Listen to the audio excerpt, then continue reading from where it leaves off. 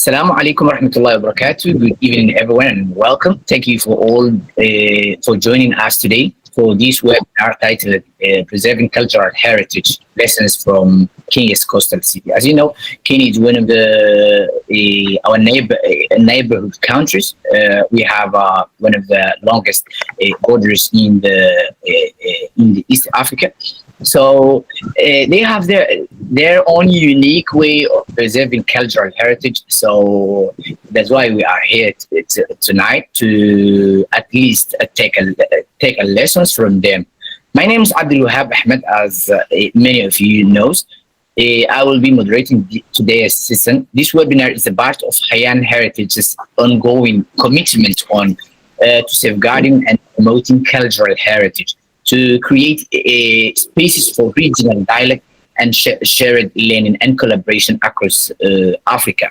Today's discussion focuses on Kenya's coastal city, as I mentioned, where rich and layered cultural heritage continues to be preserved through strong community engagement, youth-led initiatives, and innovative digital approaches, as we will learn, inshallah. These experiences are especially relevant to our region and offers valuable lessons for communities, practitioners, and institutions working to protect cultural heritage in rapidly changing contexts.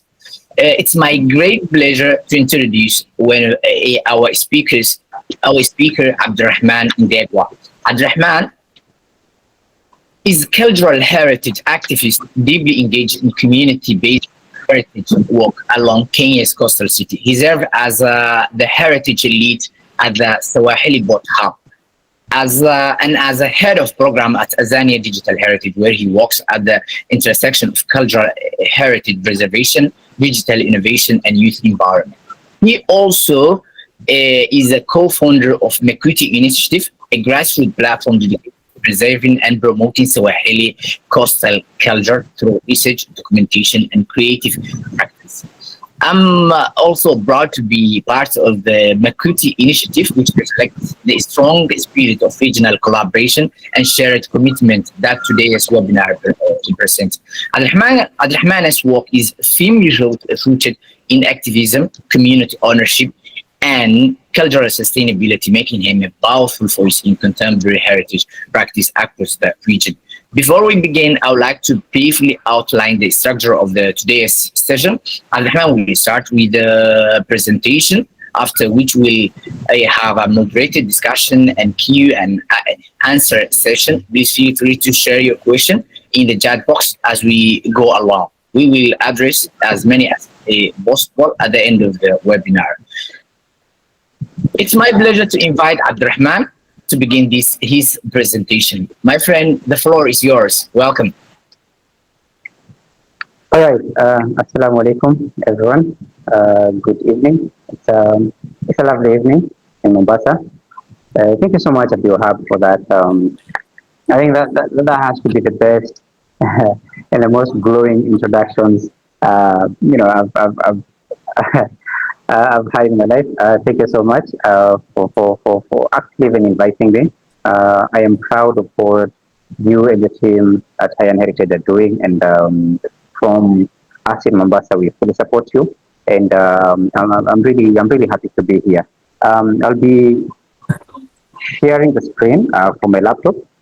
So for some reason, my laptop, the sound just went off. I think it went for an early Christmas.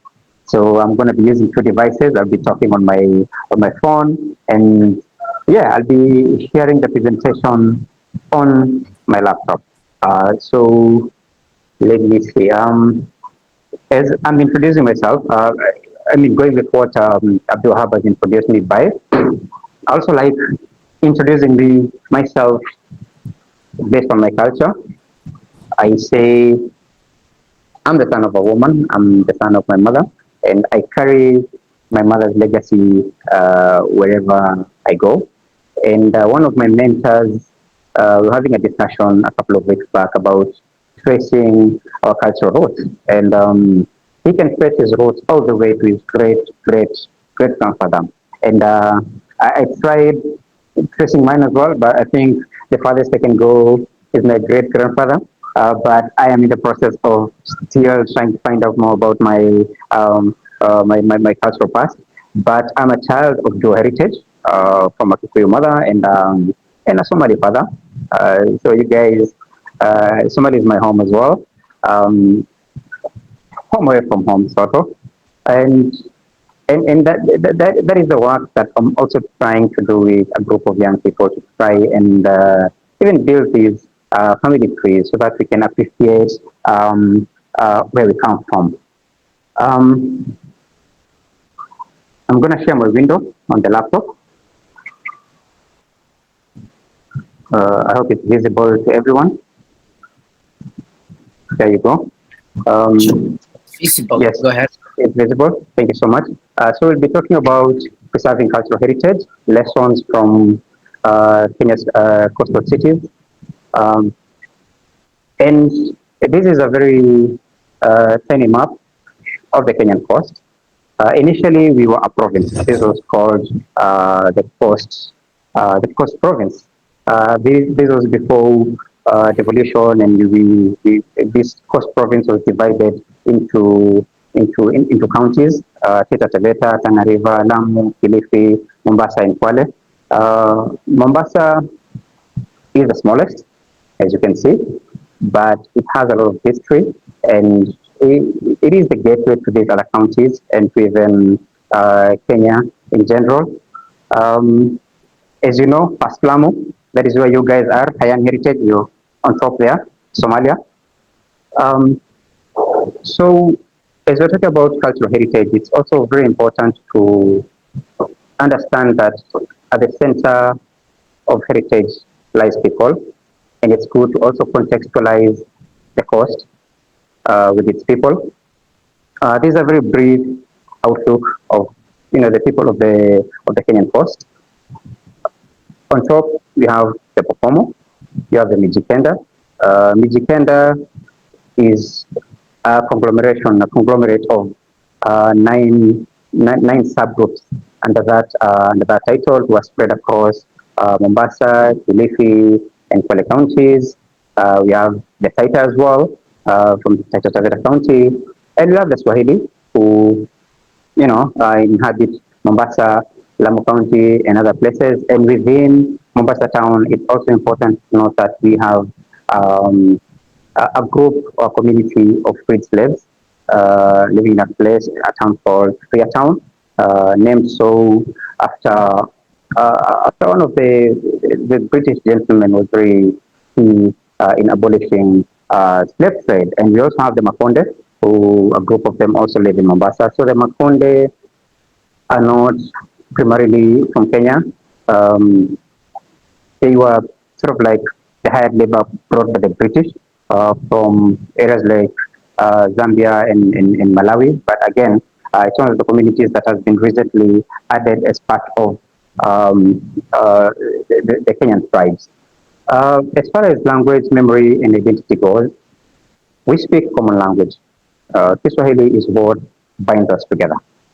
And you find that each of these groups have their own languages, and all of us are Bantus. And you find the languages spoken in the Kenyan coast are what we call the Sabati languages, all apart from the Kitaita. So the Taita are more, they're not in that Sabati language group, but they're still very closely related to that. And you find that some of the communities, like the Pokomo, their language is very close to ancient Kiswahili, which was called Kingozi. Ngozi is Swahili for hides and skin. So some people say they're called the Wangozi because they used to wear skin, according to some narratives. But then again, over space and time, this language morphed and changed and into the Kiswahili that we have right now. As I'm speaking about the Kenyan coast, I think it would also be very important. And just a quick one, Abdulhab, I'm not sure whether the slides are going. On my side it's going. I'm not sure whether everybody else the slides are It's moving.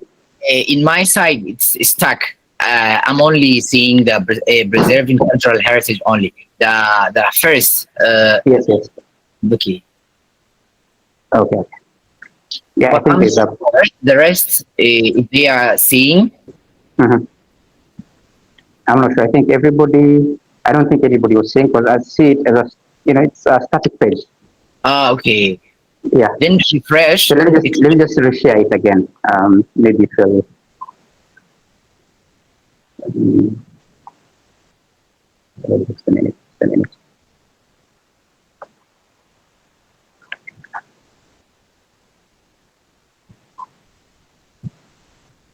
All right.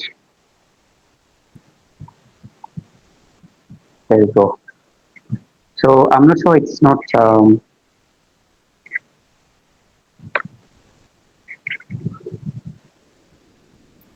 Please do let me know whether it's moving on your now side.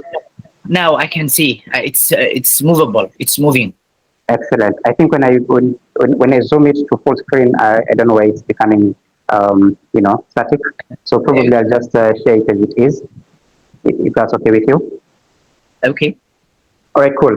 So as I was saying, I was giving a little bit of context about the Kenyan coast and the languages and the people and the communities who inhabit the Kenyan coast, and just a very brief history about Mombasa as well, which, as you saw in that map, it's one of the smallest, but one that has a lot of history, and it's the city where it's sort of like the gateway to Kenya and to most of these other cities and other places.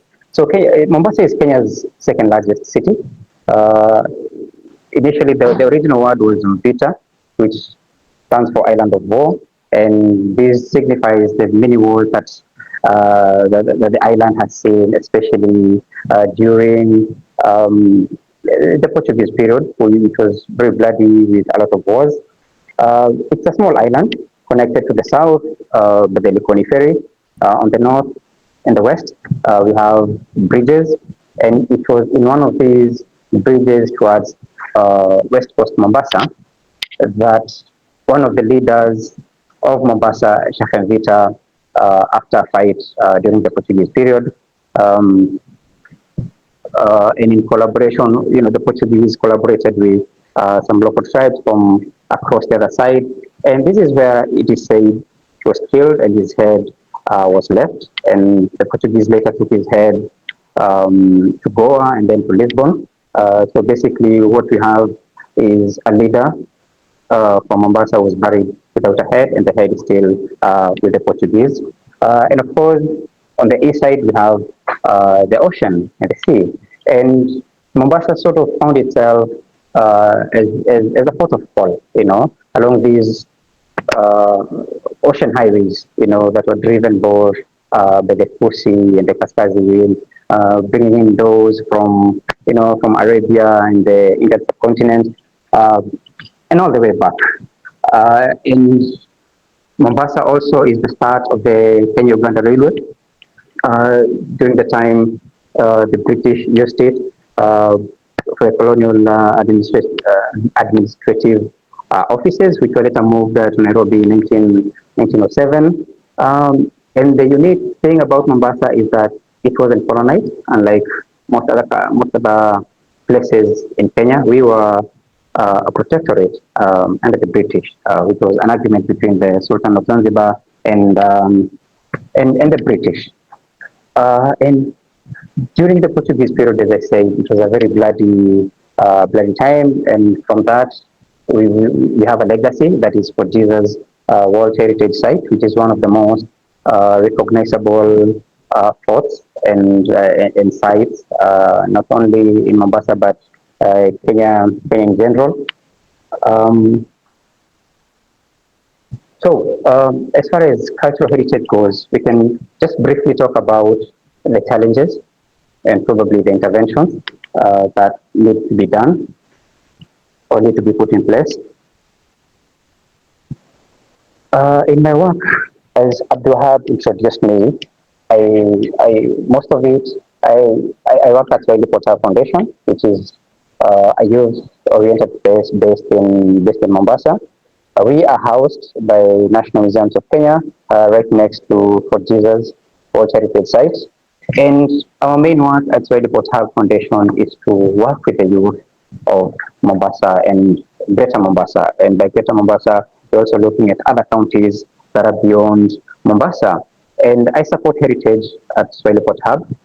And we find that heritage in the perspective of the youth, at times they have different perspectives.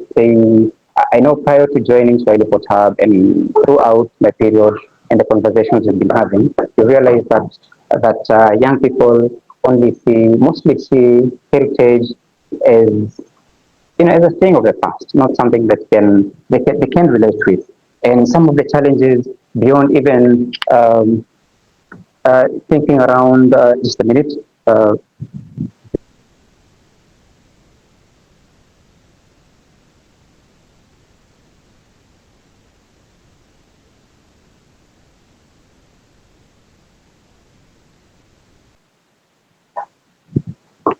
Sorry for that.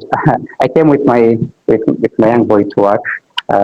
So yes, some of the challenges apart from the youth, being not very close to their heritage is something like muted histories. And I'm glad I've seen Madam Fatma Wahir, the curator at Fort Jesus World Heritage Site, join the call. Because this is something that we discussed, I think, a week or two ago, where we hosted between Swahili Portal Foundation and the World and for Jesus World Heritage Site. We were able to host a group from Nairobi who've actually created a game that even teaches about um, colonial legacies and slavery, which is weird because I think slavery is one of those things that we haven't really talked about, especially in the context of the Kenyan coast, considering that we have one of the largest slave caves, that is the Shimoni slave caves, and these are narratives that have been muted. But when such organizations come up with innovative ideas like games that actually remind people of this history, I think it's very important. And this is one of the challenges that we've been facing. And I know that slavery is not the only thing that is muted. There's so many other narratives that are muted, and they are still very integral to our cultural past, our history, and it is important to also to talk about them. I also mentioned that youth heritage divide, and we had a series of conversations with young people, and one would assume the mere fact that Swahili Portal Foundation is located right next to Fort Jesus, it would be fair to assume then that it's easy for young people to just go in and out, visiting the fort and the museum that is inside there. But it's very unfortunate that 9 out of 10 young people no longer visit museums. And I think even with the partners across the continent and across the global south that we've been talking to, we find it's a very common thing that young people no longer visit museums. And the more you talk to them, the more you realize that there's a lot of things that we need to change. There's a lot of work that is yet, to be put in place, and a lot of collaborations with our museums. Another challenge would be policies, and in most instances, I think heritage is approached from that aspect that it's more of a convenience. The fact that yes, this is Mombasa, it's a historical place, so it makes sense to talk about heritage. Um, and most of the time, it comes off as an afterthought. Um, Another thing is rapid urbanization, because again, as you've seen in that small map, Mombasa is it's not a it's a very small island, you know, and it being the cosmopolitan space it sort of attracts a lot of people from outside. And right now, I think we are looking at an increase, especially in high-rise buildings coming up in spaces where we had traditional Swahili houses. Another challenge that is facing, of course, it's climate change with rising sea levels. And I know the last time we visited one of the heritage sites, that is, which one is it? Jumba Ruins. I remember we had a conversation about one of the walls that is very close to the sea and how it is, you know, maybe in the coming years, if we don't do something about it right now, then it's something that is, degrading. Some of the interventions that we are also working on as a Swahili Port Hub Foundation in collaboration with National Museums of Kenya, because National Museums of Kenya for us is a very, very strategic partner. And I think it's also important that I mention some of the work that we've been doing with National Museums of Kenya, especially with Fort Jesus World Heritage Site, driving the ICROP supported Kenya Youth Heritage Hub. And this is a hub that in its plan, other than just capacity building note, then there's that knowledge transfer, and skills that also enable these young people to really understand and make sense of what heritage is. Um, One of the interventions, perhaps, is for this kind of collaborations where we work with National Museums of Kenya to run programs that are focused on youth, because right now, and I do not blame these young people for not visiting museums. I think we're living in an age where there's so much information, so many things going around, and for them, then it makes sense to only hold on to that which resonates with their attitude and with the things that they do. And it calls upon us as the young heritage professionals who even continually work with existing structures like the National Museum to draw in more young people and to bring them into heritage management. One thing I do know for sure One thing I do know for sure, we have one of the biggest challenges, that is the policy shifts. Again, as I mentioned, at times heritage comes in as an afterthought, and you can also look at it from the aspect, especially in the context of Mombasa and Kenya in general. We have very few institutions of higher learning that offer uh, heritage-related courses. Right? We had a very nice collaborative that was under CHEDA. That was a training for heritage managers, and it produced some of the best heritage managers and professionals that in the African continent that we all know, and even imagine then if the same structure that exists in Benin with EPA, that is the School of African Heritage, where young people who are coming straight from high school and joining EPA, and they're able to even start heritage-related courses very early in their career and to build themselves up as, as, as, as heritage professionals and heritage managers. So if some of these policies you're talking about is then mainstreaming heritage across different institutions, so that then it becomes something that people take seriously.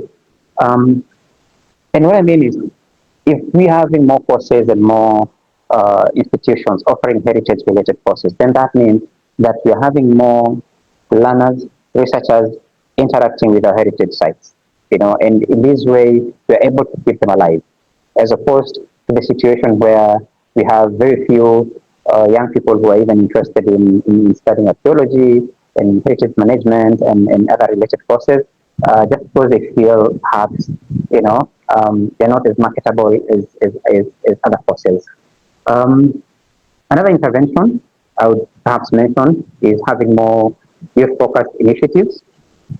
For instance, the Kenya Youth Heritage Hub that I mentioned, and I remember one of the trainings that we are supposed to do between the Hotel Foundation and for Jesus World Heritage Site is to train on digital heritage or digitizing heritage.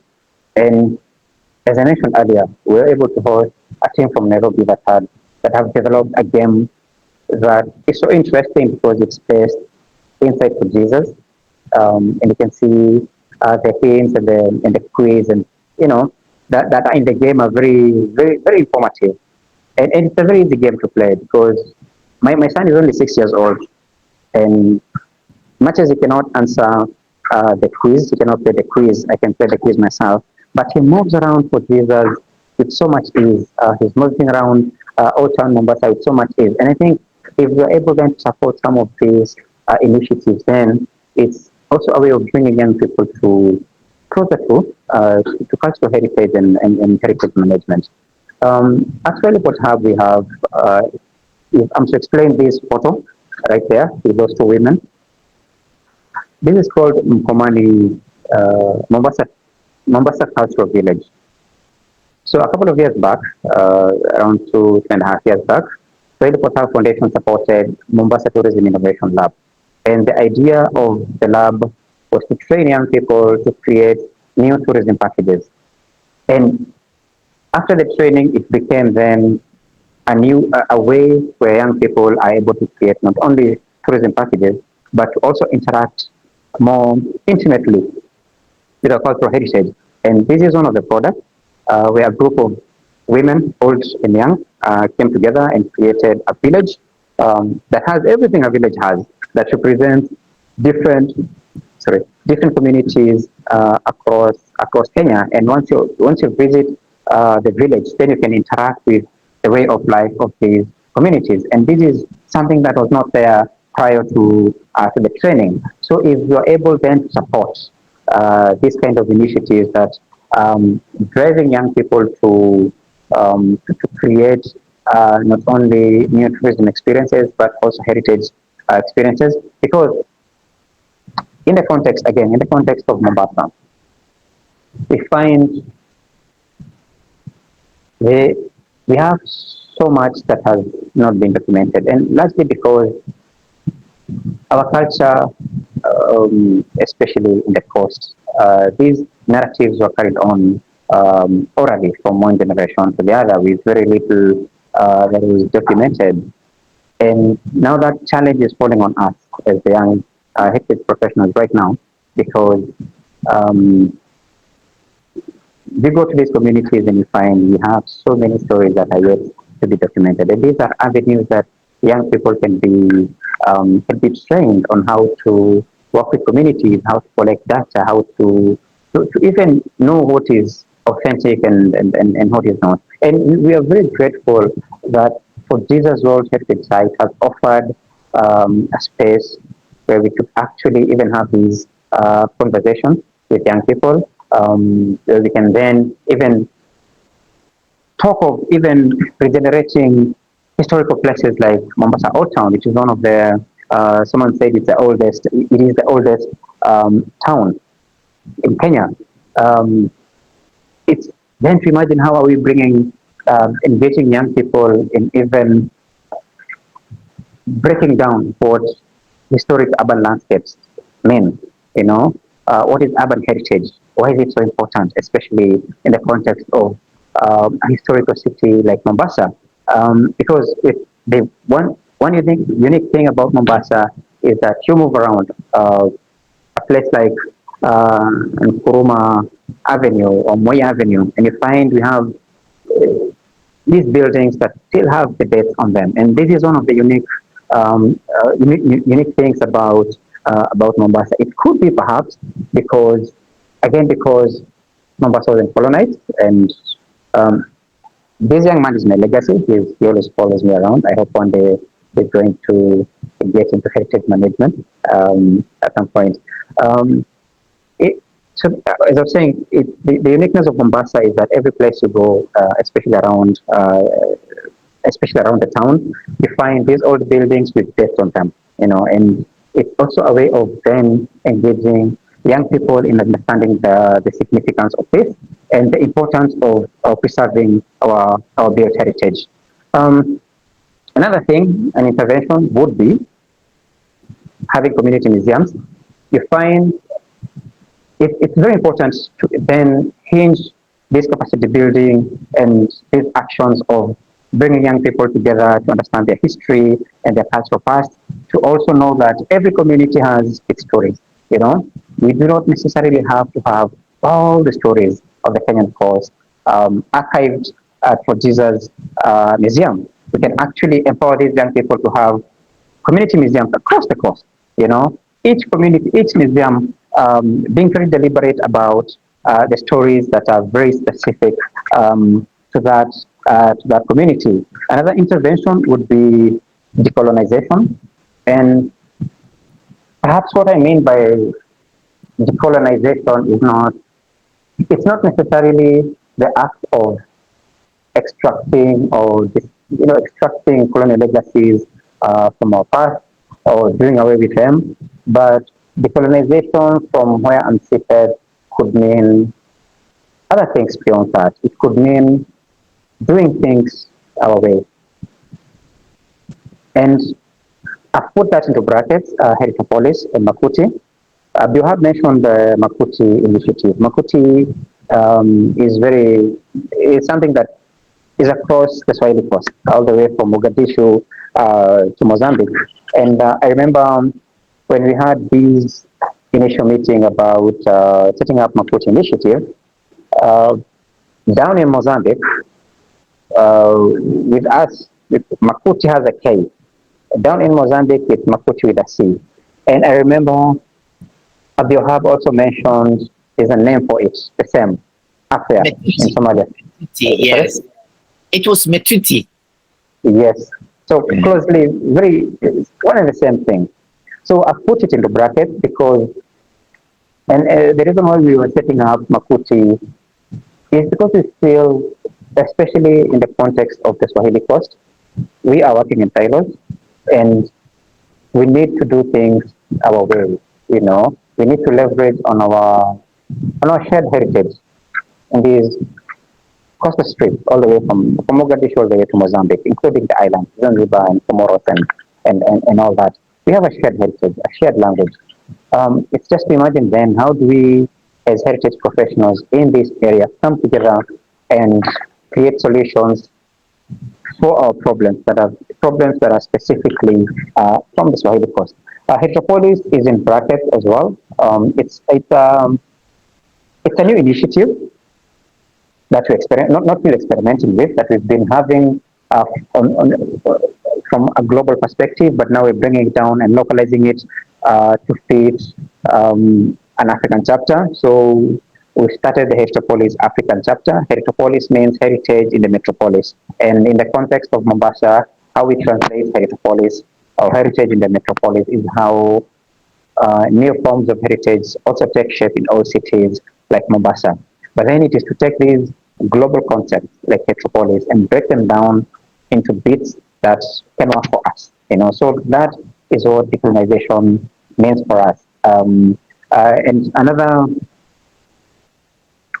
intervention would be, and I think I've mentioned it previously, especially when it comes to mainstreaming heritage in urban policies and in other policies as well, is to see heritage for the sake of heritage. We have been having this conversation with a group of colleagues in the arts and in heritage management, and the main challenge we have is when heritage is seen under the lens of CCI, cultural and creative industry, we do not give it the justice and its due right. Because from that aspect, it's only seen from the lens of creative art. So then it's bringing just a very small portion of, of cultural heritage, maybe that would be arts and music and performances, as a representative of heritage. And then we are leaving out a whole lot of things within that framework of CCIs. So what you keep saying is heritage should be seen as heritage. Yes, creative arts and heritage can work together, but then at some point, uh, there is that duality, that they can fuse and come together and work together on so many angles. Um, just last week, we were able to host one of the musicians from Nairobi, who was very keen in fusing Tarab music into her own work. And what she did was to bring in a very old, sorry, not very old, I'm sorry, an elderly woman who's been doing Tarab for so many years. She's called as Bura Swale, to bring her in a way that they can, create new music, you know, music that is intergenerational, between old and new. And the magic is spectacular, when this form of creative art, music, then merges with heritage and what elderly musicians like Zuhura are doing by, by being very intentional in propagating Swahili. Then when these two things come together, these two people, these two artists come together, they create magic. But then again, we need to see heritage because heritage is so much. And I think the reason why we keep delegating it under creative arts in that color in CCIs is because, again, as you mentioned, we we haven't been very intentional with heritage, even creating tertiary institutions that are teaching heritage. The final intervention for today, it would be mentorship and intra-continuous discourses. And what Higher Heritage is doing is very important. I remember the last one. I think you have invited our dear friend Fagas from Canada to talk about the tourism bit. In another episode, you brought one of my mentors, Professor Georgia Bungo, who did amazing and colossal work, especially around the Swahili coast with excavations and just making sure that we are talking about even the less documented historical side in the coast. But then what Hayan is doing is very important because then you're able to bring us together in this discursive platform because our problems are the same. We just need to come together and then come up with a collaborative way of, of, of creating localized solutions for our problems. And mentorship is key. Even when we do not have institutions that are focused on training in heritage management and the like, then it's still very important to then leverage on existing professionals. Madam Fatma Twahir is here. I've mentioned Professor Georgia Boone. We have a whole lot of professionals from the continents. Professor Webandoro, there's so many that we can create a mentorship platform. And why I mention mentorship is because it's one of the things that we're doing at Violet Pothar Foundation. Yes, our pillars are creative arts, tech, and heritage, but then we have the mentorship flagship project that has become one of the most important projects that we've done in Mombasa and even in other places. And we've seen different organizations who want to replicate this model in other countries across Kenya because we realize that mentorship fills a lot of gaps. And when it comes to heritage, it's the same challenge that we're having. I know Abdulrahman in Somalia, you're having the same problem. I was talking to a colleague who's an urban planner from Lagos, a colleague from Mozambique who's he's a heritage manager. These are challenges that are touching across the continent. That is, we have professionals here, the established professionals here, then there's us, then we have the young people that you're working with. And once it comes down to the young people, then the gap is even wider between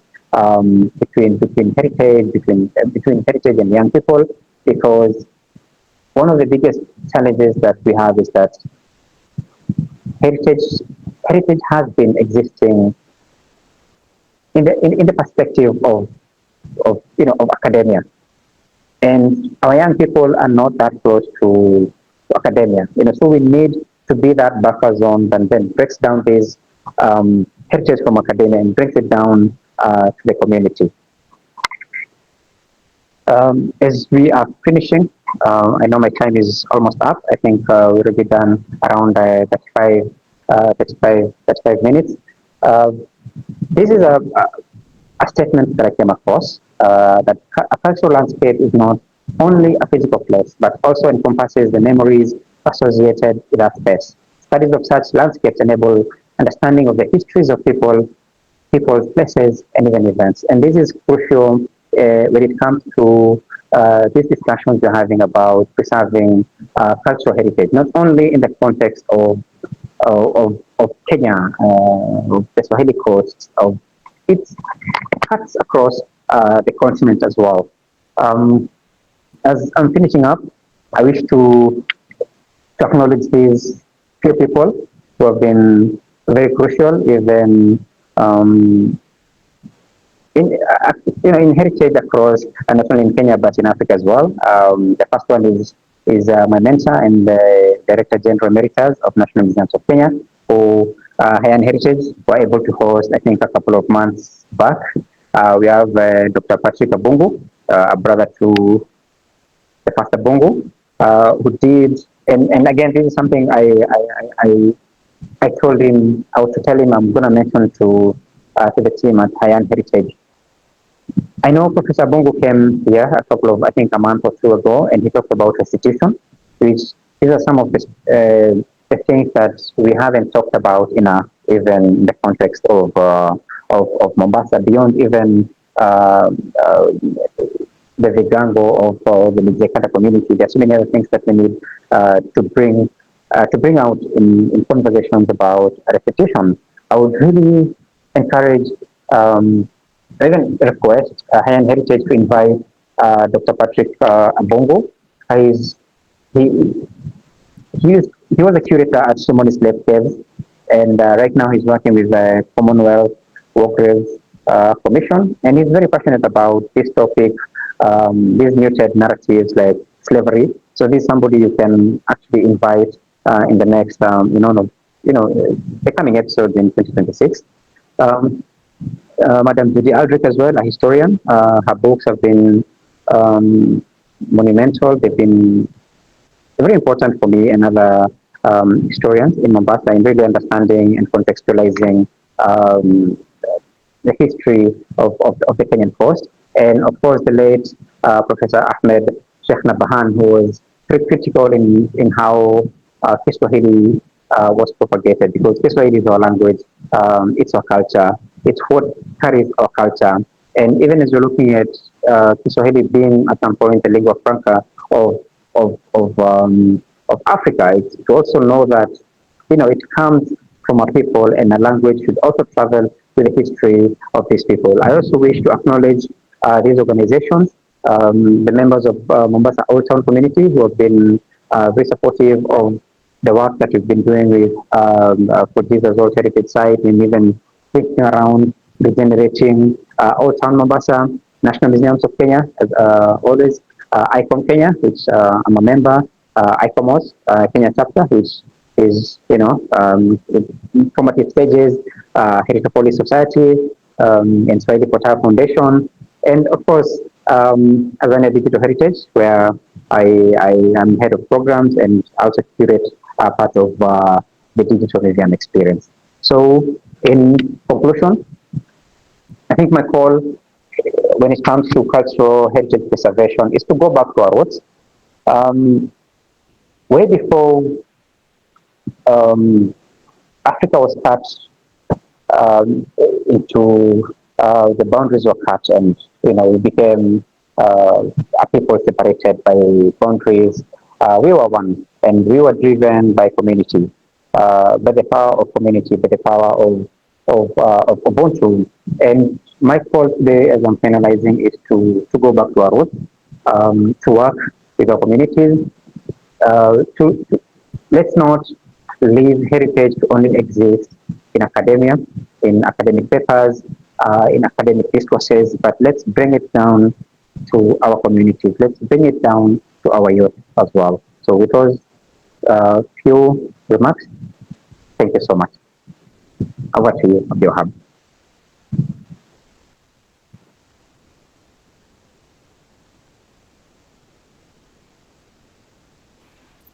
Thank you, Ustad Abdulrahman, for your insightful presentation and very useful. I can say it was very interesting a topic and need to and need a further presentations, further meetings. You mentioned my dear mentor, the Dr. Prof. Beta. So he was one of the lead, as you mentioned, one of the leading professors in the industry, and we will host, inshallah, one of our upcoming webinars. Thank you again, my friend. Since then, we have opportunity to ask our friend Abdulrahman your question. You have two options. The first option is to write down your question in the chat box, and then we can answer your question, or you can unmute and ask Ustad Abdurrahman directly. So before anyone else, I would like to ask you two short, concise questions, which will be: how do you, how do you build trust with communities when working on heritage documentation and preservation? Yes, trust is needed when you are working on a heritage documentation and preservation. So how do you build that kind of trust?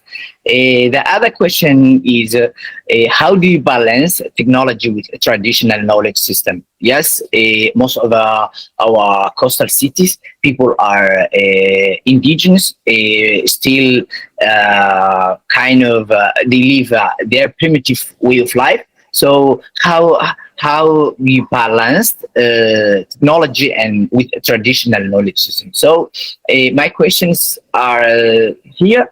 So everyone else has can contribute, can have a comment, and even you can have a question. So the floor is yours, Ustad Al-Rahman. All right, Isha Abdulhab, thank you so much for your very, very difficult questions. Um, the first one, how do we build trust with communities? Uh, it's not easy. In the context of Mombasa, I remember while we were working on building Azania Digital Heritage, we needed a whole lot of old photos and old stories from the community. And one of the challenges we came across is that we've had so many researchers coming to Mombasa claiming to work and to use these artifacts, these photos, and other things in their research. And to even, I know one person told me the researcher promised that some of these items will be archived at the Kenya National Archives. And unfortunately, they gave them a trove of photos, very old photos, very nice photos. And that was the last thing they had of those photos. They never came up even at the Kenya National Archives, which is only situated, Kenya National Archives is only in Nairobi. So building trust is one of the most important things with communities, but then one of the most difficult. Right now, we are working on a program, Old Town Regeneration, which we are involving the community. And I think when one way of building trust is to also show that there's benefit for them, that there's clearly no ill motives and ill intentions behind what you're doing. That what exactly you're doing is also um, benefiting them directly. So once we're able then to establish that, it's very easy to work with communities. Another thing is ownership. While when you're looking for photos for the digital museum, some of the conversations we actually had with some of the families and communities is even sitting down and having contracts and something written, that whatever it is you're giving you does not leave the community. It's here so that the community can benefit. And once you're able to agree to that, then it becomes very easy to work with communities. Your second question: how do we balance tech and traditional heritage? And traditions. Again, it's not as easy. But I mentioned the instance where we hosted a team from Nairobi that had created a game that was based around Old Town, and how the balance here then comes in is it's something that resonates with young people, you know. So it's easy to strike this balance that this game then becomes a conduit that young people can interact with the traditional aspect of our cultural heritage.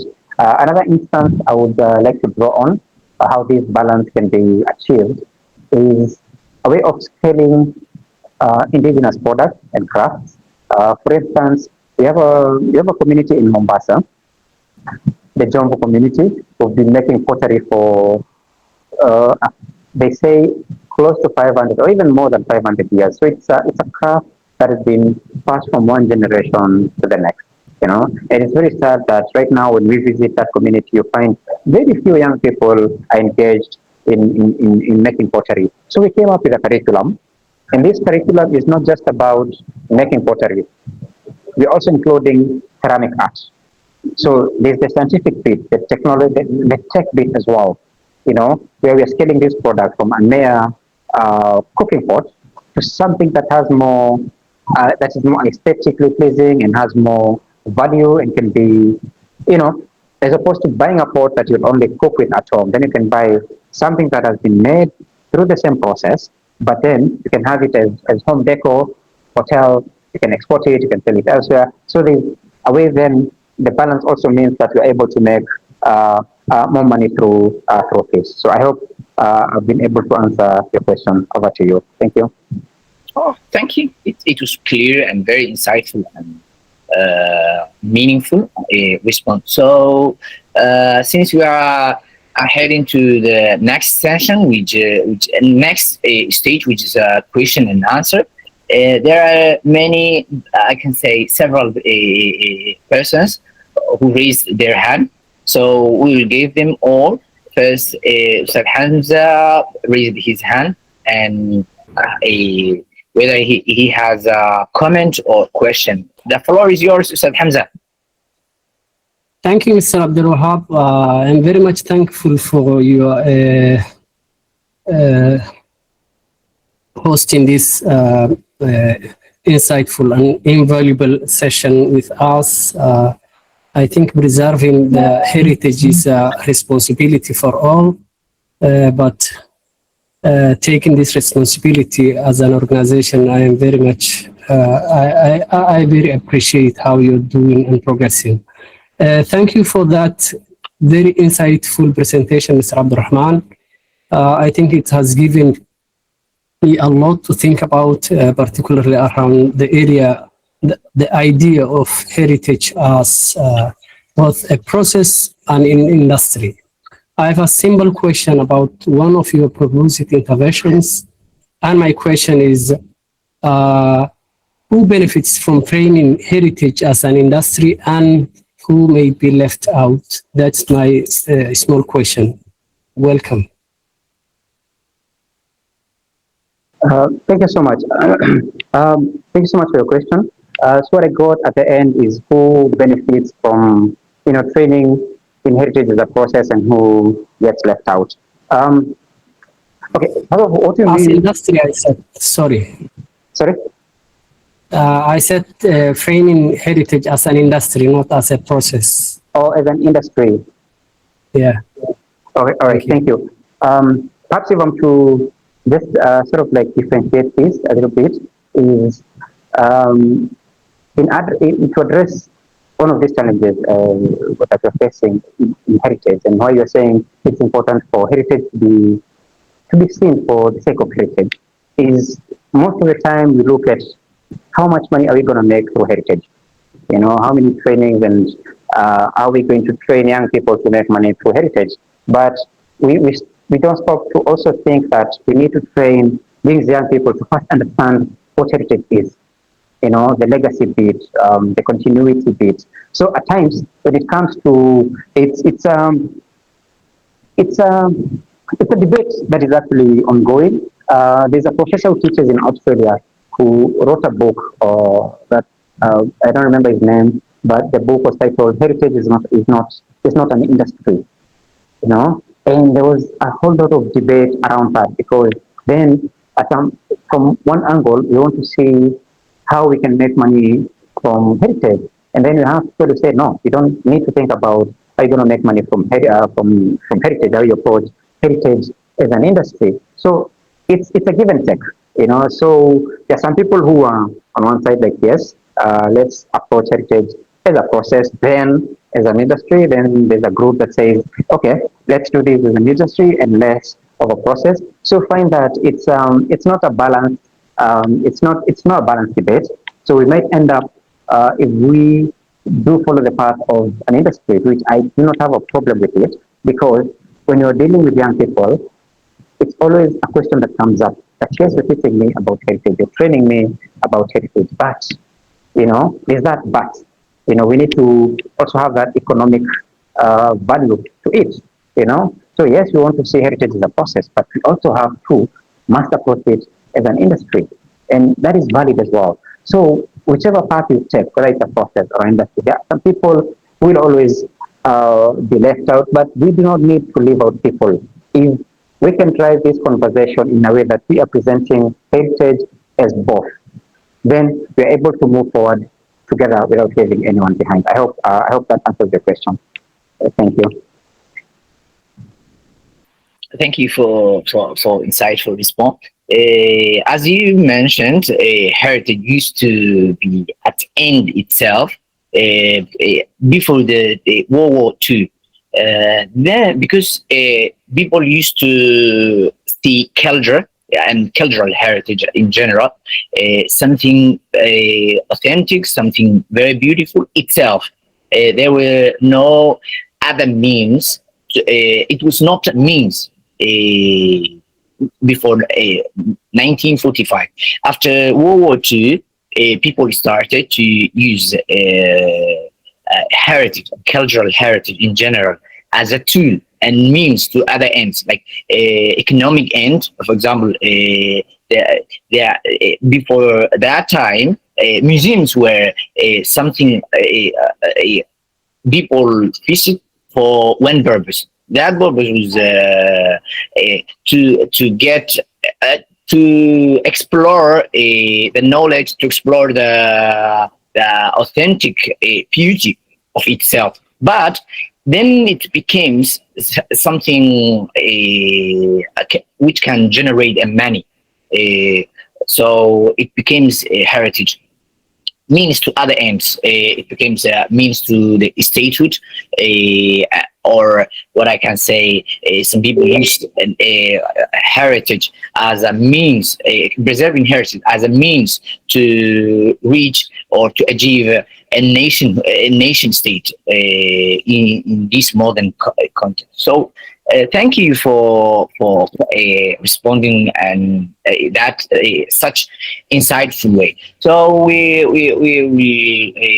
go to the question.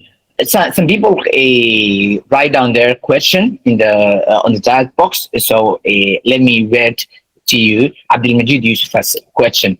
The biggest threat facing the coasts, especially the Somali coast, is urbanization. All the old buildings are being demolished in hope of modernizing them. There are many sites with limited information, yet they are being demolished. How can they be protected? That's his question. Yes, thank you, Johab, and thank you, Abdul Majid, for your question. I've read it, and it's funny we are facing the same challenges. Just the other day, I think it's been a month now. There's somewhere I pass along one of the major avenues around Mombasa town, and there's a building that was brought down, very old building, and if I'm not wrong, because the next building after that has the date 1937 on it. So I believe it's a building that is as old as that, and it's been brought down. And I'm very sure a new higher building is going to come up. There's in one of the outskirts of Mombasa called Majengo. Um, we have again, um, the Somali community as well in Mombasa, and we have a lot of investors who are coming in, especially in some of these areas. And all buildings, those traditional buildings have been brought down. Uh, and in their stead, you have high-rise buildings going all the way up to 20 floors. And right now, a place like Majengo, I think there are very, very few Swahili houses that are still remaining. And at times, when heritage then is suspended between preservation on one side and profits on the other, I think profits sort of like they win at the end. It's sad, but it's the reality. I'm not sure what we can do because, again, you find we do not have policies within the county government and national government that safeguard uh, these buildings. Perhaps they might safeguard something around Old Town or that is near a heritage site like Fort Jesus, but you find in the outskirts of the city, these policies may not be even present. So what we're looking at in the next 10 years, I don't think we'll have any old traditional house, especially in the outskirts of, of the city. And that's why it's so important to even have these conversations around the historic urban landscape, talk about the built environment and the importance of preserving these buildings. So if the more we have these conversations, then we are able to even sensitize and make people aware of the significance of these old buildings. Um, it's sad. That is what we're facing, rapid urbanization, and people will keep coming to these big cities, and we cannot stop that. But we need to have these conversations so that people are more aware of, why it is very important to still maintain them. I hope that answers your question. Thank you. Thank you. We will proceed to those friends who raised their hand. Abdul Fattah Rafiqi, go ahead. The floor is yours.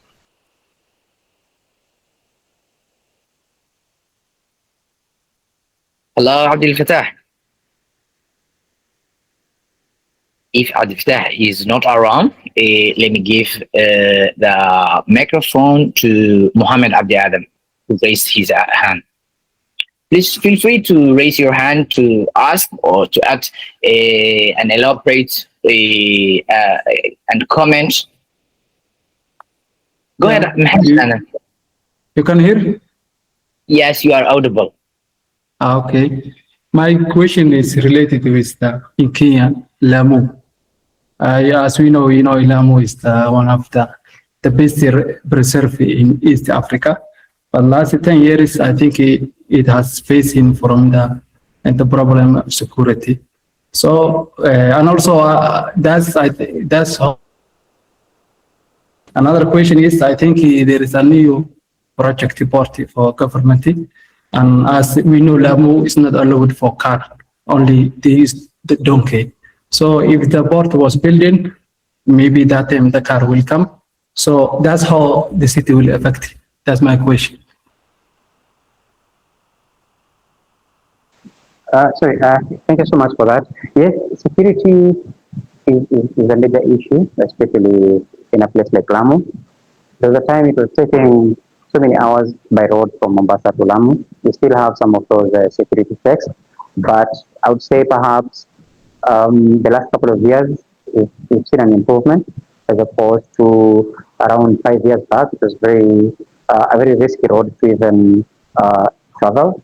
We had so many, instances where people were, attacked and everything. And yes, the good thing about Lamu is it has really maintained its cultural heritage. Just a couple of months back, because as you said, the primary means of transport is a donkey.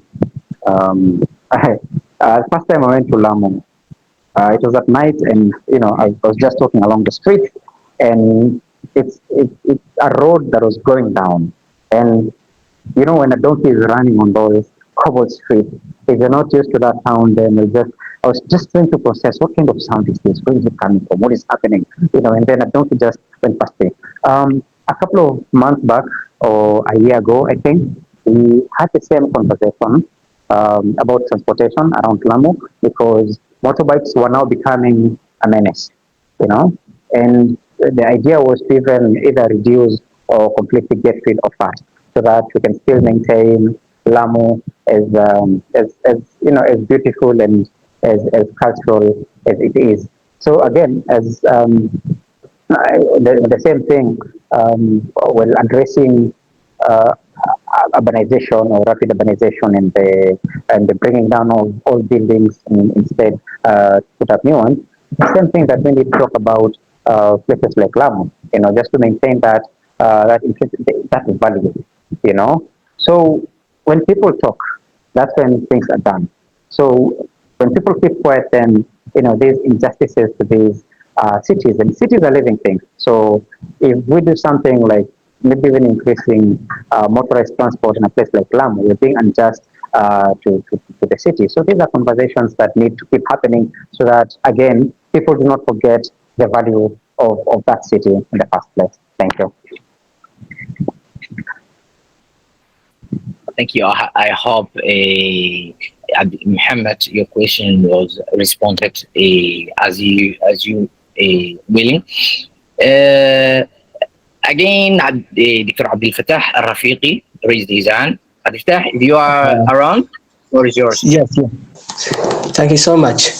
First and foremost, I would like to appreciate Hayan Heritage for hosting this insightful session. And I would also like to thank Mr. Abdulrahman for his valuable time and contribution. My question is, what lessons from Kenya's coastal heritage could be applied to other coastal regions, like coastal regions in East Africa, like Somalia or Tanzania? That's my question. Thank you. All right. Thank you. Yes.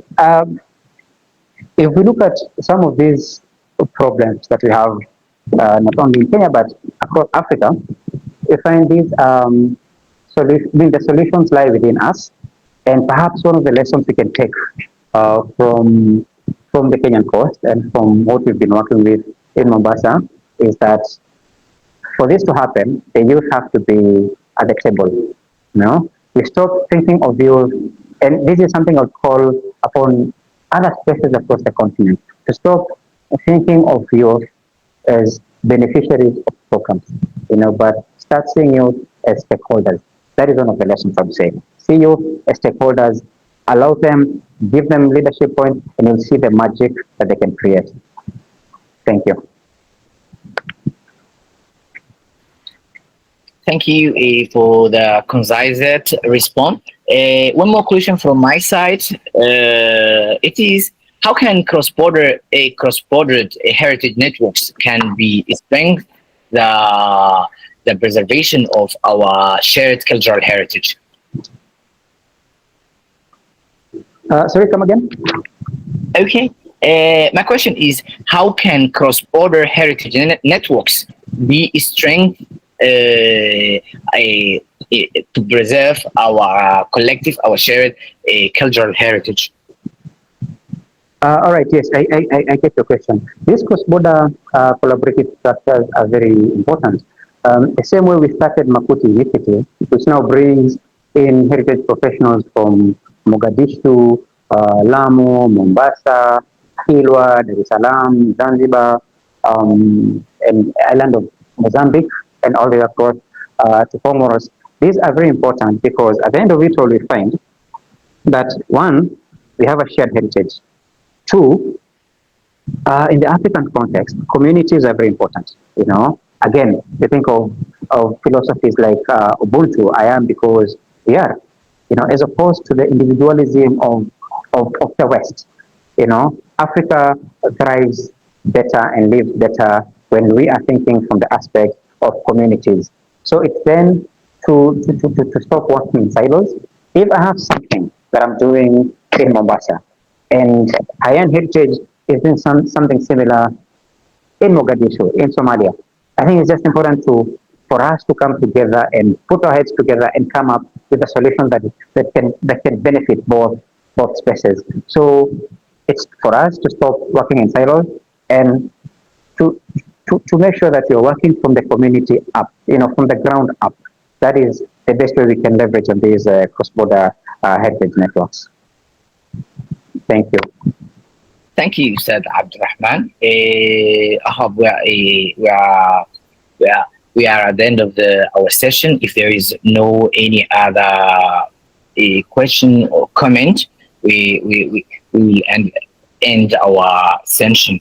As we came to the end of the today's session, I would like to sincerely appreciate and thank you, Ustad Abdulrahman, for sharing this experience, reflections, and practical lessons with us. Your work remained as the importance of the community leadership, activism, and innovation in safeguarding cultural heritage. I also would like to thank everyone who joined us today. Your participation is part of what makes these conversations meaningful and impactful. On behalf of Hayan, we appreciate your time and engagement, and we look forward to continue these discussions through future webinars and heritage initiatives.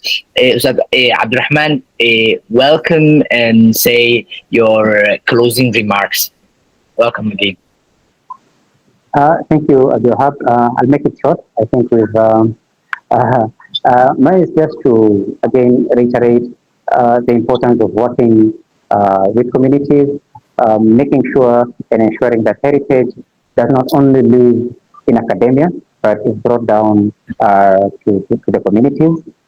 And finally, is to involve young people in heritage management because young people are the future. And that means then we should drive more intergenerational forums. So then there is that transfer of knowledge, between generations. And that is one of the ways that we can ensure that we are becoming good ancestors of tomorrow and that we are planting perhaps a tree that we might not, under whose shade we might not sit under, but we know that we're doing a good thing for the generations that are coming after us. Thank you so much for having me. I am Heritage of your hub, Jazakallah Khairan, and it was a great time. I enjoyed it. Thank you so much. And thank you, and thank you as well. Thank you all, and have a wonderful evening. And we appreciate your time and your engagement, and we look forward to continue this discussion through future webinars and heritage initiatives. Assalamu alaikum.